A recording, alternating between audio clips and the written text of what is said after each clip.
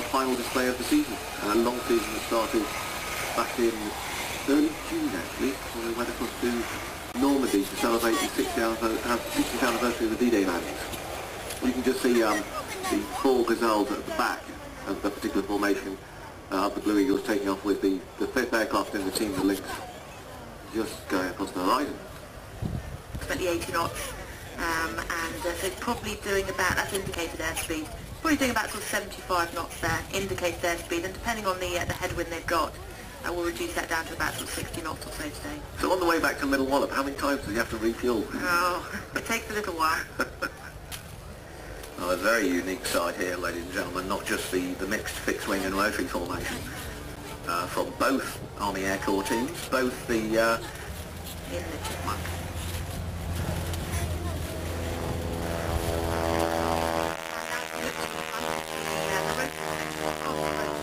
And at the front of this thick formation is the Augusta Bell 2, and that's flown by our senior NCO, Staff Sergeant Tony Cook, and he's a Lynx instructor at Middle Wallop. Again, an experienced pilot, he joined the Army in 1984 and later transferred to the Army Air Corps as an air crewman before being selected for pilot training. After serving in many theatres of operation, he was selected to attend the Central Flying School helicopters at Salisbury to complete his instructor's course. And Tony Cook has over 2,500 hours of flying experience, but he's new to the crew this year. Oh, look at those queens of the sky carrying out their torque turns left and right. On the left there we have the Alouette, and on the right is the Scout. The Scout's flown by Captain Keith Bryan, and the Alouette is flown by Captain Chris Gill.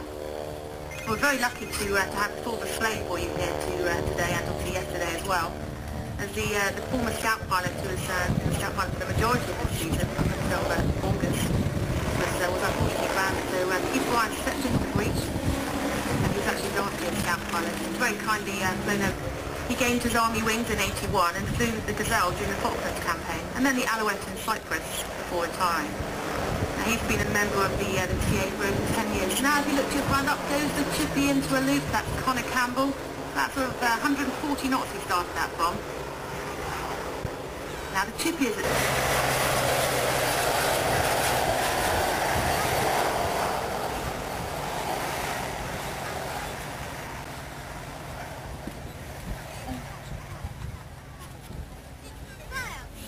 Now the Oster AOP Mark 9 is a derivative of the Tailorcraft Oster 1 that equipped the first operational AOP squadron, 651 Squadron. And they operated from field airstrips close to the main bases of World War II. Delta Web homepage. Couple of cracking plugs. Ah, good, isn't it? Did you plan that? No, not at all. Not at all. No, that was an unplanned plug, ladies and gentlemen. www.deltaweb.co.uk. You can find not only the historic aircraft flight, but also the Blue Eagles, who are coming up very shortly off that homepage. As the rotary wing coming to a halt. I mean, this is a beautiful display, Penny, not only football.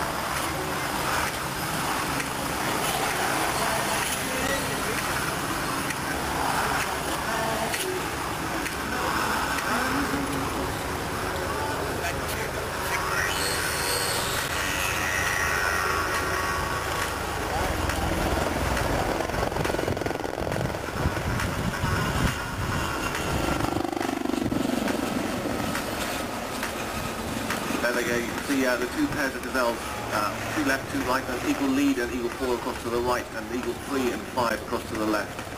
They'll shortly coming back towards the centre for a 270-degree wing over, which will then see them flying out in the same direction the Lynx is now flying, and as they cross over, the gazelles cross over, the Lynx will carry out another pedal turn out in depth.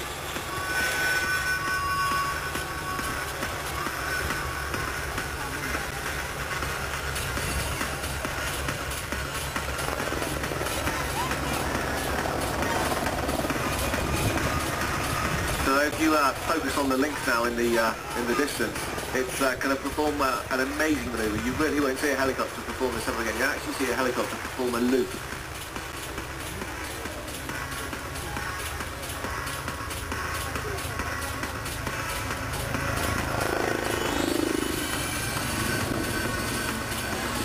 And over she goes. And now the two pilots, Ed Smith and Graham Wishart, are going to pull the Lynx up to a zoom climb, establish a hover, And over she goes. And now the two pilots, Ed Smith and Graham Wishart, are going to pull the Lynx up to a zoom climb, establish a hover, turn the aircraft to the right, and you'll see them perform another signature manoeuvre for the Blue Eagles Lynx. They'll perform what's called the backflip, and you'll just see the aircraft flip over its tail and fly out to the right.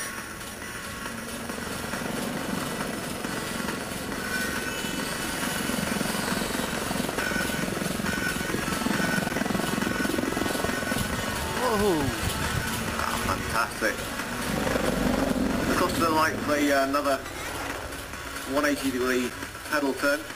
I mentioned the crew, Ed Smith and Graham Wishart. Ed actually joined the Army back in '84 as a chieftain tank driver with Royal Tank Regiment before learning how to fly and becoming a QHI, qualified helicopter instructor. And Graham Wishart took Norway, the Middle East, the Far East, Australia, all over the place.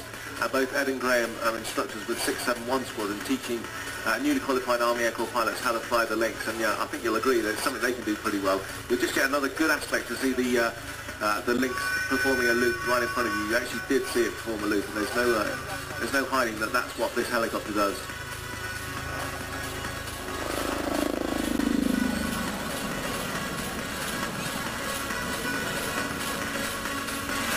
Right, as Ed and Graham fly out to the left, if you look in the 12 o'clock, you can see Eagles 3 and 5 coming in to perform the heart. Actually, Eagle 3 Stuart Pearce would like to dedicate this one to all the ladies.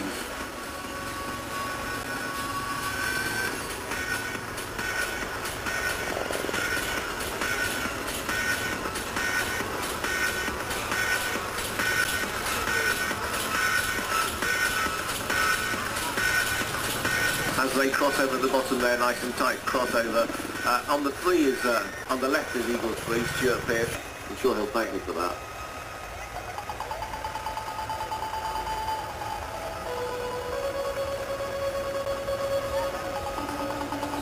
So 3 and 5 now performing a coordinated pedal turn to come back towards crowd centre and a 270-degree wing over. On the left is Eagle 5, Sergeant Nigel Harrison. He joined the Army as a private soldier before with. So as 3 and 5 depart across to the right, if you switch your view across to the left, you can see what we call the Lynx chase. Eagle lead and Eagle 4 chasing the Lynx. Ed and Graham there flying the aircraft at about 70 miles an hour in reverse. A modified version of the Lynx back in 1986, modified by Westland, has actually got the world speed record for a helicopter, coming around at 249.1 miles per hour. I'm pretty sure it's flying forwards in that case rather than in reverse. Shortly they'll put the cyclic stick forward and you'll see the aircraft perform a 90 degrees nose down. Again, it's a fantastic photo opportunity if you can catch it just right.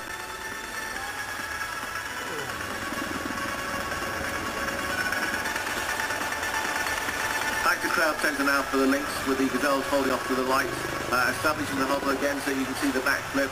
And as they're doing that, just think to yourself, if you really want to be on board this helicopter as it inverts. Ed and Graham, the only two pilots authorised in the country to fly this manoeuvre.